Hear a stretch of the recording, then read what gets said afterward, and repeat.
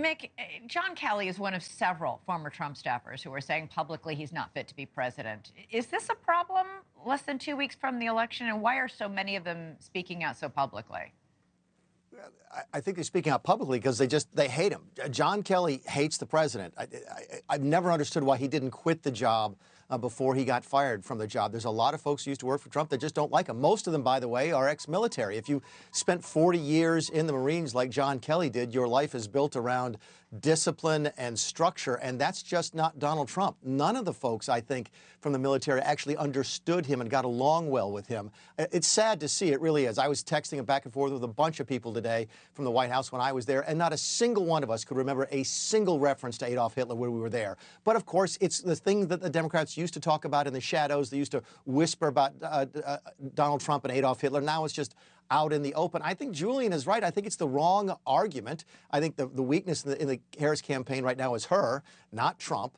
And I think it's sad to see, it really is, to see a former chief of staff attack a president like this. But that's the day and age we live in. Trump derangement syndrome. Right, but Mick, no you know bounds. it's not just the former chief of staff.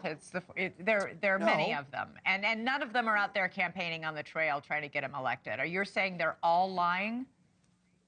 No, they're not. They're campaigning to get her elected. I don't understand why. I don't understand how you could be chief of staff and hate the guy you worked for. John Kelly used to curse under his breath at the president when he was in the Oval Office. This goes back a long time. Why he hates the president as much as he does, I just don't understand. This appears to be coordinated. There was an Atlantic Monthly story recently, now the New York Times story. Now Kamala Harris is out talking about this. If this was a coordinated effort to try and drive the Trump as a fascist narrative, this is exactly what it would look like. It is, as a former staffer, and put the politics aside, as someone who's a chief of staff of the President of the United States, to see this is really sad. It demeans the office of the chief of staff. It really does. If you don't like the guy, you should shut up and go home. And I'm sad to see John Kelly out making himself an issue here in the last 2 weeks of the campaign. Julian, Liz, go ahead. I was just going to emphasize one point. 99% of voters have made up their mind about Trump's character. They know Donald Trump. This is nothing new to almost every voter. They've heard this kind of thing before.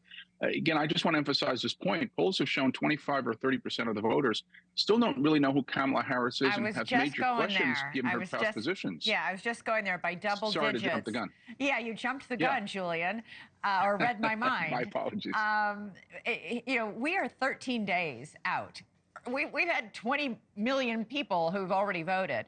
And we are still seeing that 1 in 4 voters, Trump, even Harris supporters, say they still don't know enough about her. What is she failing to do here? She's failing to define herself. She's failing to define herself where most voters are, which is the political center. The Republicans have said she is hard left on issues of immigration, gender, crime, you name it. She's been waffling on the question of Israel. She has not really defined herself. Sort of look at what George Bush did to Ronald Reagan, kinder and gentler, to the point that Nancy Reagan had to say kinder and gentler than, as opposed to what? Hubert Humphrey tried to distance himself from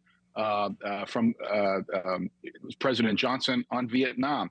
Al Gore even said we're going to move to a theme of the people versus the powerful and distancing himself from Clinton. Whenever there's an indication that you're running as an incumbent and the incumbent party is not popular, you have to make a change. And she has not only failed to define herself against the hard left position she's taken in the past, but she's failed to define herself against the last 4 years, which on every issue other than abortion is unpopular with the American people. This is where I think the campaign has made a major mistake, because they are scared to part company with hard, progressive, intersectional left. And you and I have talked about this many times. You have got to be able to part company. You need a sister soldier moment, because that's where most of the voters are. Most of the voters do not agree with the hard, progressive left on nearly any issue. But the Democrats are scared of that because they're scared of the flying monkeys, and social media are going to attack them and call them bad people. And until they sort of get over that, I think they're going to find themselves in a hard place. Look at early voting right now. Early voting is all favoring the Republicans, and all heard it looks bad for Democrats. The urban numbers are bad, and the rural numbers are excellent. Why do you say that? All of the early voting numbers, if you look at where early voting states right now, all of the numbers show that Republican areas are overperforming and Democratic areas are underperforming. And if you listen to the conversation among Democrats right now, They are sounding the alarm bells, if not hitting the panic button. Thanks so much for watching. Go to joinnn.com to find NewsNation on your television provider. And don't forget to click the red subscribe button below to get more of NewsNation's fact-driven, unbiased coverage.